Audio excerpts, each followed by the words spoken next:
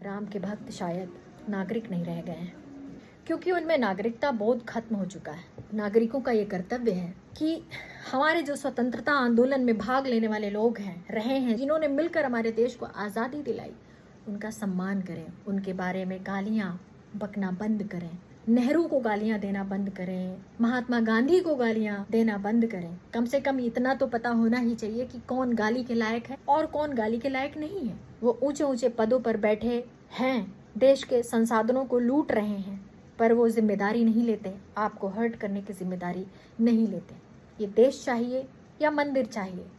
मंदिर तो मिलेगा नहीं, क्योंकि मंदिर में आने वाला चंदा जिसको चुराया जा चुका है, जिस पर डकैती चल चुकी है, उसमें से एक भी रुपया आपको नहीं मिलने वाला है। वो आरएसएस का है, आरएसएस का रहेगा, उसकी जांच भी नहीं होगी ढंग से, कभी पता ही नहीं चलेगा। क्यों? क्योंकि वो राम को जिम्मेदार ठहराएंगे और भाग जाएंगे।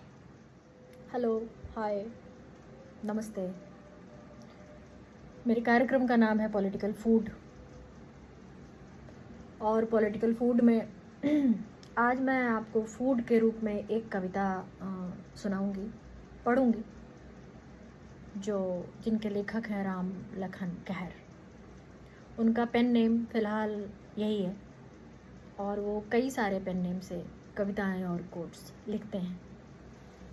एक तो हमारे देश में नागरिक हैं और एक हमारे देश में राम भक्त हैं, और वो राम भक्त कम, मोदी भक्त ज़्यादा हैं।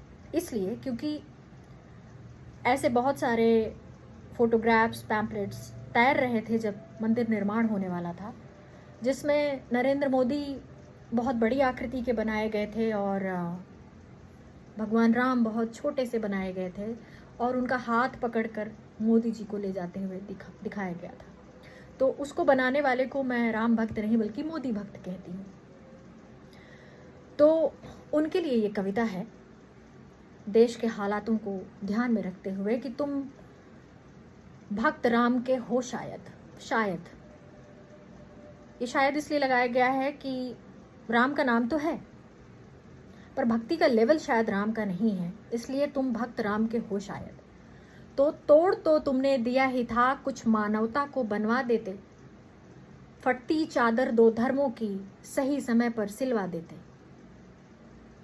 आप राम भक्तों के लिए है, जो भी इस वीडियो को देखेंगे उनके लिए है।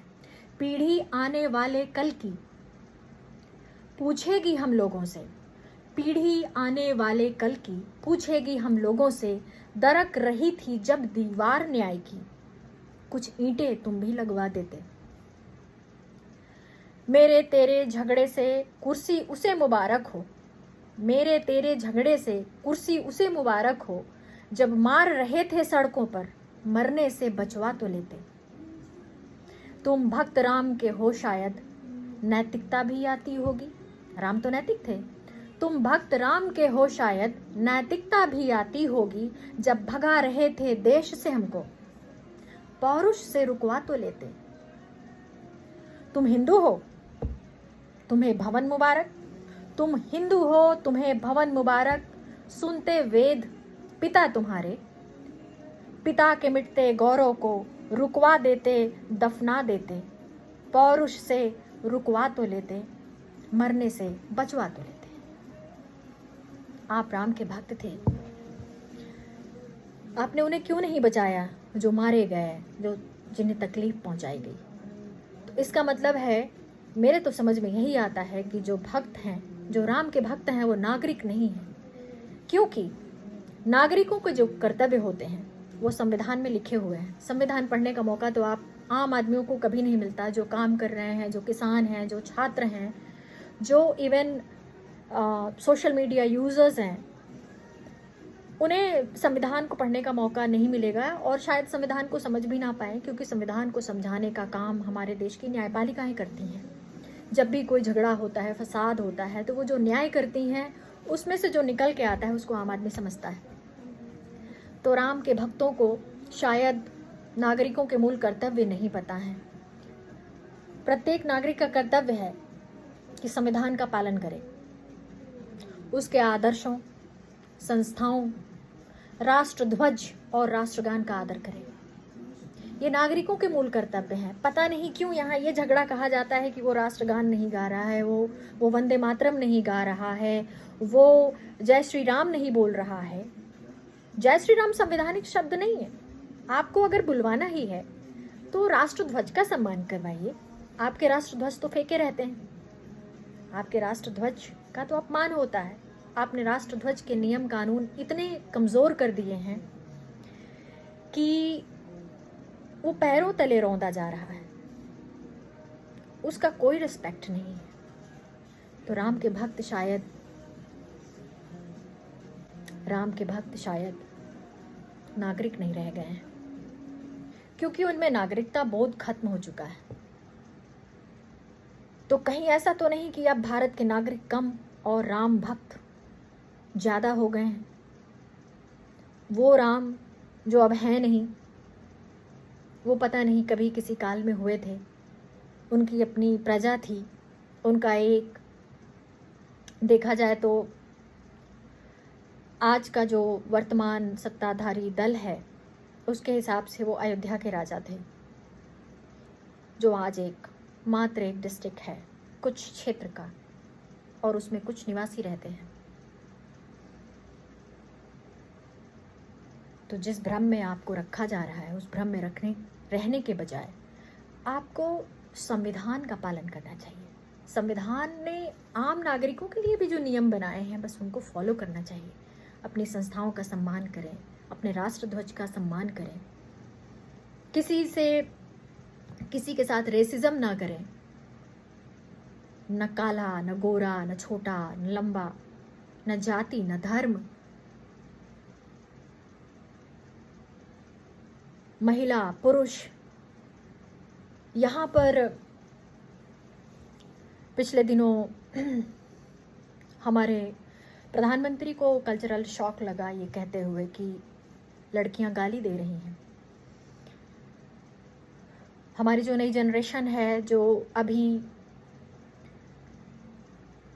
पढ़ाई लिखाई के आधार पर जॉब चाहती है, उसके साथ बहुत अत्याचार हो रहा है। उसके साथ सरकार अच्छा नहीं कर रही है। लेकिन वहीं पर देखा जाए तो जो धार्मिक लोग हैं, जो धर्म का पालन कर रहे हैं, जो धर्म के नाम पर उत्पात कर रहे हैं, कांवड़िए। हमारे ही धर्म में कहा गया है कि एक उम्र तक पढ़ाई करने का समय होता है, उसके बाद गृहस्थ का समय होता है, उसके बाद वानप्रस्थ होता है, फिर सन्यास होता है। हमारे ही धर्म में कहा गया है। तो कम से कम ये तो होता ना कि जब शिक्षा लेने का समय है तब तक बच्चे शिक्षा लेते, कांवड़िया नहीं बनते, सड़कों पर उत्पात नहीं करते, उनके ऊपर फूल नहीं बरसाया जाता। और जब आप ऐसे लोगों पर फूल बरसाते हैं तो आप ये कहना चाहते हैं कि तुम बहुत अच्छा काम कर रहे हो, बहुत ही सराहनीय काम कर रहे हो। ये फूल बरसाने का कल्चर क्या है? ये फूल बरसाने का कल्चर यही तो है ना कि तुम चाहे बुरा करो चाहे अच्छा, तुम्हारे भविष्य के लिए अच्छा है या बुरा, हम तुम पर फूल बरसाएंगे। और जो छात्र अवेयर हैं, जो छात्र अपने हक के लिए आंदोलन कर रहे हैं, जिन्हें पता है उनके हक उन्हें कैसे हासिल होंगे, उनके ऊपर पैलेट गन चलवाई जा रही है। ये किस तरीके का भेदभाव है? ये तो राज्य का स्वभाव ये बता रहा है, जिसे संविधान का पालन करना चाहिए, कि पूरे देश की सभी प्रकार की जनता को, चाहे वो किसी भी धर्म से आती हो, चाहे वो किसी भी जाति से आती हो, चाहे वो किसी भी लिंग से आती हो, महिला, पुरुष या अन्य, उसके साथ एक समान व्यवहार करें।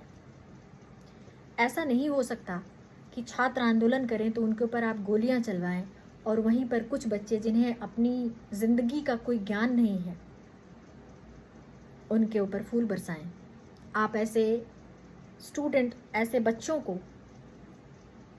उत्पात पर फूल बरसाएंगे तो वो क्या सोचेंगे? उनको तो यही लगेगा कि मैं रात में सड़क पर 3rd क्लास के गाने पर नाच रहा हूँ, उछल रहा हूँ, कूद रहा हूँ, तो मेरे ऊपर फूल बरसाया जा रहा है, यानी मैं बहुत अच्छा काम कर रहा हूँ, मुझे ऐसे ही करते रहना चाहिए। बार बार सड़कों पर फैल फैल के नाचना चाहिए, टेढ़े मेढ़े होके नाचना चाहिए, कांवड़िया उठाना चाहिए। आखिरकार 10 साल 12 साल के बच्चे कांवड़ उठाकर कौन सा देश का भला करेंगे? प्रधानमंत्री प्रेस कॉन्फ्रेंस नहीं करते, उनसे पूछा जाना चाहिए। वो पत्रकार, वो तमाम सारे लोग पूछें जो प्रेस कॉन्फ्रेंस में जाते हैं, मुख्यमंत्री से पूछें कि आप उनके ऊपर फूल क्यों बरसाते हैं, जिन्हें अपने अधिकारों का बोध भी नहीं है। आप उनको क्यों ऐसा करते हैं? आपको क्या फायदा मिलेगा? क्या आप धर्म का पालन करने के लिए प्रधानमंत्री बने थे या मुख्यमंत्री बने थे? जब आप शपथ ग्रहण कर रहे थे, शपथ ग्रहण समारोह में भाग ले रहे थे, तो आपने तो संविधान की कसम खाई थी, संविधान का पालन करेंगे। और आप यहाँ पर उन बच्चों पर लाठियाँ भांज रहे हैं, उन बच्चों के ऊपर पैलेट गन चला रहे हैं जो अपने अधिकारों की मांग कर रहे हैं, और जो अधिकार बोध जिन्हें है नहीं, उन पर फूल बरसा कर रहे हैं, फूल बारिश कर रहे हैं, फूलों की बारिश कर रहे हैं।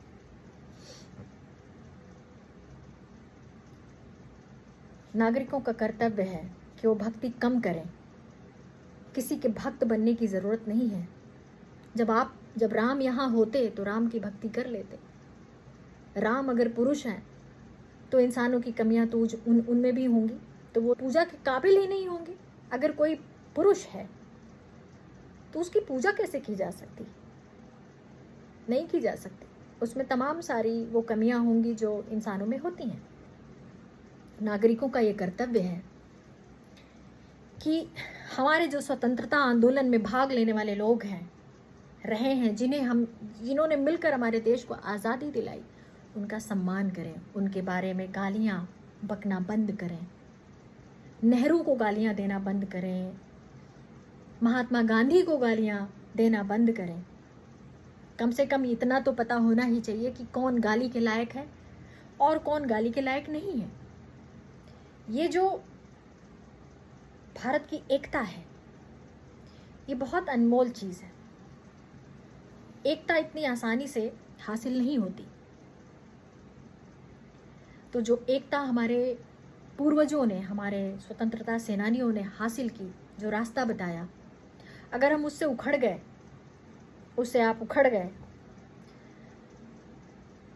राम की भक्ति का नाम लेकर के किसी इंसान की भक्ति करने लगे जो भारत के महान पद पर बैठा हुआ है, भारत के सबसे ऊंचे पद पर बैठा हुआ है, और उसको फर्क नहीं पड़ता आपकी तकलीफों से, आप उसकी भक्ति में क्यों पागल हो रहे हैं? उनके पास इतनी भी ताकत नहीं है कि आपके पेपर लीक को रोक सके। उनके पास इतनी भी ताकत नहीं है कि देश में हो रही महिलाओं का बलात्कार रोक सके। उनमें इतनी भी ताकत नहीं है कि पेपर लीक के आरोपियों को जेल में रख सके। वो दबाव में काम करते हैं, और किसके दबाव में काम करते हैं ये तो नहीं पता, पर निश्चित तौर पर वे वैसे लोग होंगे जो अपराध को प्रश्रय देते हैं, क्योंकि पेपर लीक भी एक अपराध है। किसी से ज़बरदस्ती वंदे मातरम और जय श्री राम और कुछ भी बुलवाना, ज़बरदस्ती करना अपराध है। महिलाओं का बलात्कार तो सीधा सीधा अपराध है। तो जिसमें इतना भी दम नहीं, उसकी भक्ति करने का क्या मतलब बनता है? संविधान की भक्ति कीजिए। उन लोगों की भक्ति करने का कोई मतलब नहीं है जो संविधान को तोड़ मरोड़ कर उसके लूप होल से अपने फायदे की चीज निकालते हैं और संपन्न होते जा रहे हैं। वे संपन्न होते जा रहे हैं और आप गरीब होते जा रहे हैं। वो ऊंचे ऊंचे पदों पर बैठे हैं, देश के संसाधनों को लूट रहे हैं, पर वो जिम्मेदारी नहीं लेते, आपको हर्ट करने की जिम्मेदारी नहीं लेते। ये सब सांप्रदायिकता है, और सांप्रदायिकता बोलने में जितनी सुंदर लगती है उतनी ही गंदी और भद्दी है। इससे लड़ने का सिर्फ एक रास्ता है, धर्मनिरपेक्षता। अगर आपको सांप्रदायिकता से लड़ना है तो आपको धर्मनिरपेक्ष होना पड़ेगा, अदरवाइज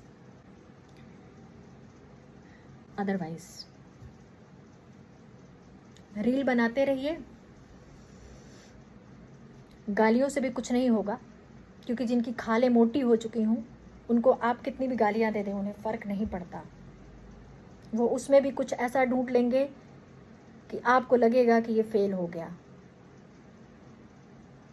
वो बिना माफ़ी मांगे माफ़ करेंगे, बिना कुछ काम किए श्रेय लेंगे। तो आप नागरिक हैं या राम भक्त, ये आपको तय करना है। ये देश चाहिए या मंदिर चाहिए? मंदिर तो मिलेगा नहीं, क्योंकि मंदिर में आने वाला चंदा जिसको चुराया जा चुका है, जिस पर डकैती चल चुकी है, उसमें से एक भी रुपया आपको नहीं मिलने वाला है। वो आरएसएस का है, आरएसएस का रहेगा, उसकी जांच भी नहीं होगी ढंग से, कभी पता ही नहीं चलेगा। क्यों? क्योंकि वो राम को जिम्मेदार ठहराएंगे और भाग जाएंगे, राम को दोषी करार देंगे और आपको लगेगा कि वो तो राम का है। राम जाने। टाटा।